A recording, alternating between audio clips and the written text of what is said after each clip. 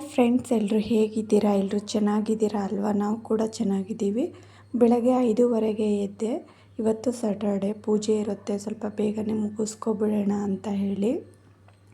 ಹಾಗಾಗಿ ಫಸ್ಟು ನಾನು ಎದ್ದ ತಕ್ಷಣ ಹಾಲು ಬಿಸಿ ಮಾಡ್ಕೊಂಡ್ಬಿಡ್ತೀನಿ. ಏನಕ್ಕಂದರೆ ಅವನು ಎದ್ದ ತಕ್ಷಣ ಹಾಲು ಕೇಳ್ತಾನೆ. ಹಾಗಾಗಿ ಫಸ್ಟ್ ಅವನಿಗೆ ಹಾಲು ಕೊಟ್ಬಿಟ್ಟು ಆಮೇಲೆ ಉಳಿದಿರೋ ಕೆಲಸ ಮಾಡೋಕ್ಕಾಗುತ್ತೆ ಅಂತ ಹೇಳಿಬಿಟ್ಟು ಎದ್ದ ತಕ್ಷಣ ನಾನು ಬೆಳಗ್ಗೆ ಬೇಗ ಇದ್ದರೆ ನಾನೇ ಹಾಲು ಕಾಯಿಸ್ತೀನಿ. ಇಲ್ಲ ನನ್ನ ಹಸ್ಬೆಂಡ್ ಫಸ್ಟ್ ಶಿಫ್ಟ್ ಹೋಗುವಾಗ ಅವರೇ ಹಾಲು ಕಾಯಿಸ್ಬಿಟ್ಟು ಇಟ್ಬಿಟ್ಟು ಹೋಗಿರ್ತಾರೆ. ಏನಕ್ಕೆಂದರೆ ಅವನು ಒಂದೊಂದು ದಿನ ಬೇಗನೆ ಎದ್ದೇಳ್ತಾನೆ. ಹಾಗಾಗಿ ಇನ್ನು ಈ ಕಡೆ ಹಾಲು ಕಾಯಿಸ್ಕೊಳ್ಳೋಕೆ ಇಟ್ಕೊಂಡು ಆ ಕಡೆ ಬಿಸಿನೀರಿಗೂ ಇಟ್ಕೊಂಡೆ. ಬಿಸಿನೀರಿಗೆ ಕುಡಿಬೇಕಲ್ಲ ನಾನು. ಹಾಗಾಗಿ ಅಷ್ಟರೊಳಗೆ ಹೊರಗಡೆ ಕಸ ಗುಡಿಸ್ಕೊಬಂದ್ಬಿಡೋಣ ಅಂತ ಹೇಳಿ ಹೊರಟೆ. ಹೊರಗಡೆ ಡೈಲಿ ಕಸ ಗುಡಿಸಿ ಮಾಪಾಕಿ ಸ್ವಲ್ಪ ರಂಗೋಲಿ ಹಾಕಿಬಿಟ್ಬಿಡ್ತೀನಿ. ಡೈಲಿನೂ ಒಂದೊಂದು ದಿನ ಸ್ಟೆಪ್ ಎಲ್ಲ ಕಸ ಗುಡಿಸ್ಕೊಂಡು ಒಂದಿನ ಬಿಟ್ಟು ಒಂದಿನ ಮಾಪ್ ಹಾಕ್ಕೊಳ್ತೀನಿ. Daily ಸ್ಟೆಪ್ಗೆಲ್ಲ mop ಹಾಕ್ಕೊಳ್ಳಲ್ಲ. ಏನಕ್ಕಂದರೆ ನಮ್ಮ ಮಕ್ಕಳೇ ಓಡಾಡೋದು ಜಾಸ್ತಿ. ಅದೇ ಮರಳೆಲ್ಲ ಹೊರಗಡೆ ಮರಳೆಲ್ಲ ತೊಳ್ಕೊಬಂದ್ಬಿಟ್ಟು ಮತ್ತು ಮನೆ ಒಳಗಡೆ ಬರ್ತಾರಂತ ಹೇಳಿ ನಾನು ಅಲ್ಲೂ ಮಾಪ್ ಹಾಕ್ಕೊಬಿಡ್ತೀನಿ. ಹಾಗೆಯೇ ಸ್ವಲ್ಪ ABC ಜ್ಯೂಸು ಕ್ಯೂಬ್ಸ್ ಮಾಡಿಟ್ಕೊಂಡಿದ್ದೀನಲ್ವ, ಅದನ್ನು ಕೂಡ ಕುಡಿದ್ಬಿಡ್ತೀನಿ. Hi friends, welcome back to my YouTube channel. ಎಲ್ಲರೂ ಹೇಗಿದ್ದೀರಾ? ಎಲ್ಲರೂ ಚೆನ್ನಾಗಿದ್ದೀರಾ ಅಲ್ವಾ? ನಾವು ಕೂಡ ತುಂಬ ಚೆನ್ನಾಗಿದ್ದೀನಿ. ಇವತ್ತು ಗುರುವಾರ, ಪೂಜೆ ಮಾಡೋಣ ಅಂಥೇಳಿ ಬೆಳಗ್ಗೆನೇ ಸ್ನಾನ ಮಾಡಿಕೊಂಡು ರೆಡಿಯಾಗಿದ್ದೀನಿ. ಇನ್ನು ಹೂ ಕಟ್ಟಿಲ್ಲ. ನೈಟು ಹೂ ಕಟ್ಟಬೇಕು ಅಂದ್ಕೊಂಡೆ. ಇವ್ರು ಮಲಗಿಲ್ಲ ಅಂದರೆ ನನಗೆ ಹೂ ಕಟ್ಟೋಕ್ಕಾಗಲ್ಲ. ಹಾಗಾಗಿ ನಾನು ಮಲ್ಕೊಂಡ್ಬಿಟ್ಟೆ. ಆಮೇಲೆ 12:30ಗೆ ಎಚ್ಚರ ಆಯಿತು. ಆಮೇಲೆ ಎದ್ದು ಏನು ಕಟ್ಟೋದು ಅಂತೇಳಿ ಬೆಳಗ್ಗೆ ಎದ್ದು ಎಲ್ಲ ಕಸ ಎಲ್ಲ ಗುಡಿಸ್ಕೊಂಡು ಮನೆಯೆಲ್ಲ ಒರೆಸ್ಕೊಂಡಾಯಿತು. ನನ್ನ ಹಸ್ಬೆಂಡ್ ಬಂದು ಮಲಗಿದ್ದಾರೆ. ಸೊ ನಾನು ಸೀರೆ ಉಟ್ಕೊಂಡಿದ್ದೀನಿ ಹಿಂಗೆ ಒಂದು ಕಸಿ ಪಿಸಿಯಾಗಿ. ಇವಾಗ ಹೂ ಕಟ್ಕೊತೀನಿ. ಆಮೇಲೆ ದೇವ್ರ ಮನೆ ಸಾಮಾನೆಲ್ಲ ತೊಳ್ಕೊಂಡು ಪೂಜೆಗೆ ರೆಡಿ ಮಾಡ್ಕೊಳ್ತೀನಿ. ಏನಕ್ಕಂದರೆ ನನ್ನ ಮಗ ಇದ್ದರೆ ಹೂ ಕಟ್ಟೋಕ್ಕೂ ಬಿಡೋಲ್ಲ. ಹಾಗಾಗಿ ಫಸ್ಟು ಹೂವನ್ನೇ ಕಟ್ಕೊಳ್ತೀನಿ. ನಿನ್ನೆ ದೋಸೆ ಇಡ್ಲಿ ಹಿಟ್ಟು ರುಬ್ಬಿಟ್ಟಿದ್ದೆ. ದೋಸೆನೂ ಮಾಡ್ಬೋದು, ಬಟ್ ಇದಾಗಿ ಚೆನ್ನಾಗಿ ಉಪ್ಪಿ ಬಂದಿದೆ.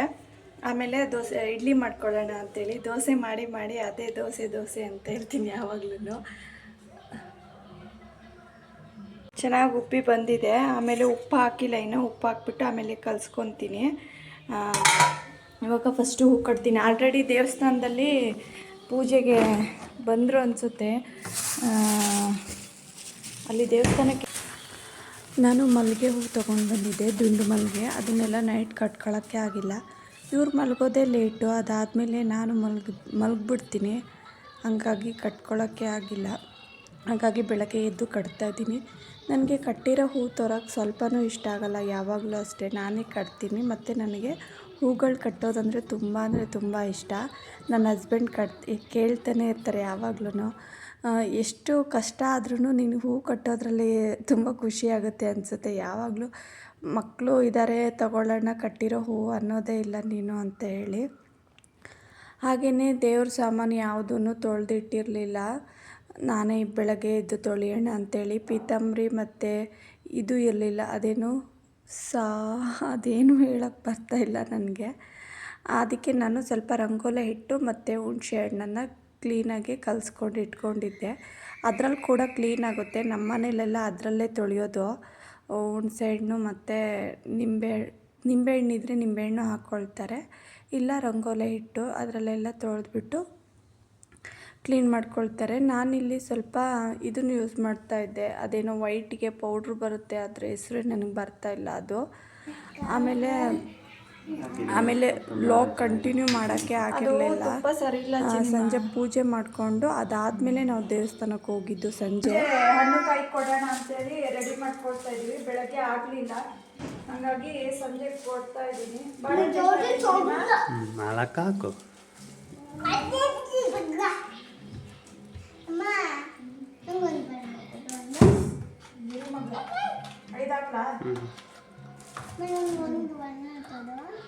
ಅಲ್ಲಿದೆ ಕೊಡೋದು ಬಿಡೋದು.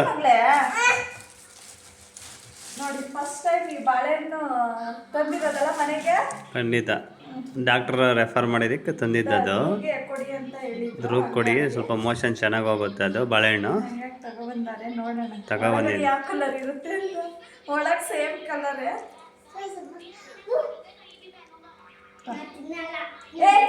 ಬಾಳೆಹಣ್ಣು ತಗೋ, ಚೆನ್ನಾಗಿರುತ್ತೆ. ಈ ಬಾಳೆಹಣ್ಣು ಹೆಸರು ಏನಂತ ಗೊತ್ತಿಲ್ಲ, ಕೆಂಪು ಬಾಳೆಹಣ್ಣು ಕೊಡಿ ಅಂತ ಅಂದರು. ಕೆಂಪಿಗಿರುತ್ತೆ ಬಂದಿರೋದಷ್ಟೇ. ಫೋಟೋ ತಗೋ.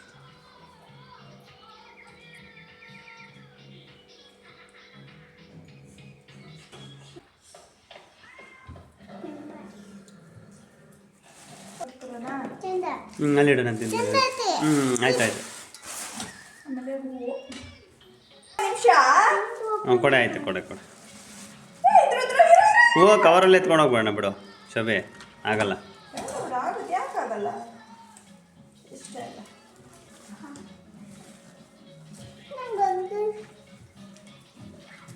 ಅಂದರೆ ಹೂವು ಗಲೀಜಾಗುತ್ತೆ ಅಂತೇಳಿ ನಾನು ಒಂದು ಕವರ್ಗೆ ಹಾಕ್ಕೊಡೆ ಅಂತ ಹೇಳಿದ್ದು.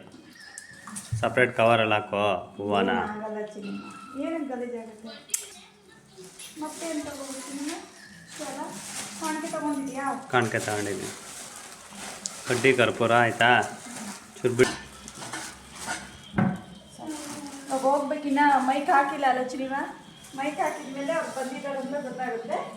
ಆಮೇಲೆ ಹಣ್ಣು ಕಾಯಿ ಮಾಡ್ಕೊಬರ್ತೀವಿ. ಬಂದಾರಿಂದ ಒಂದ್ಸರಿನೂ ಹಣ್ಣು ಕಾಯಿನೇ ಮಾಡಿಸಿಲ್ಲ ಅಲ್ಲ. ದೇವ್ರಿಗೆ ನೋಡಿ, ದೇವಸ್ಥಾನ ಕೂಡ ಮನೆ ಹತ್ರನೇ ಇರೋದು, ತುಂಬ ದೂರ ಏನಿಲ್ಲ. ಮುನೇಶ್ವರ ಸ್ವಾಮಿ ದೇವಸ್ಥಾನ ಇಲ್ಲಿರೋದು ಮನೆ ಹತ್ರನೇ ಇರೋದ್ರಿಂದ ಒಂದು ಸರಿನೂ ಪೂಜೆ ಕೊಟ್ಟಿಲ್ಲ ಅಂತೇಳಿ ಬೆಳಗ್ಗೆ ಕೊಡಲಿಕ್ಕಾಗಲಿಲ್ಲ. ಹಾಗಾಗಿ ಇವಾಗ ಕೊಡ್ತಾಯಿದ್ದೀವಿ. ಪೂಜೆ ಎಲ್ಲ ಮುಗಿಸ್ಕೊಂಡು ಮನೆಗೆ ಬಂದು ಊಟ ಮಾಡಿದ್ವಿ. ನೋಡಿ, ನನ್ನ ಮಗ ಇಲ್ಲಿ ಒಳಗಡೆ ಕಬೋರ್ಡ್ ಒಳಗಡೆ ಕೂತಿದ್ದಾನೆ. ಹಿಂಗೆ ಮಾಡ್ತಾನೆ ಅವನು. ನೋಡಬೇಕೆಲ್ಲರೂ ಡೋರ್ ಕ್ಲೋಸ್ ಆಗಿಬಿಟ್ರೆ ಭಯ ಆಗಿಬಿಡುತ್ತೆ. ಅವನಿಗೂ ತೆಗಿಯೋಕ್ಕೆ ಗೊತ್ತಾಗಲ್ಲ. ಆಟ ಆಡ್ಕೊಂಡು ಬಂದು ಕೂತ್ಕೊಂಡ್ಬಿಡ್ತಾನೆ. ತುಂಬ ಹುಷಾರಾಗಿ ನೋಡ್ಕೋಬೇಕು. ಇಷ್ಟೇ ಫ್ರೆಂಡ್ಸ್ ಇವತ್ತಿನ ವಿಡಿಯೋ. ಪ್ಲೀಸ್ ನನ್ನ ವಿಡಿಯೋ ಇಷ್ಟ ಆದರೆ ಲೈಕ್ ಮಾಡಿ, ಶೇರ್ ಮಾಡಿ, ಕಮೆಂಟ್ ಮಾಡಿ. ಹಾಗೆ ನನ್ನ ವಿಡಿಯೋಗೆ ಸಬ್ಸ್ಕ್ರೈಬ್ ಆಗಿ ಹೇಗಿದೆ ಅಂತ ಹೇಳಿ ಕಮೆಂಟ್ ಮಾಡಿ. Thank you.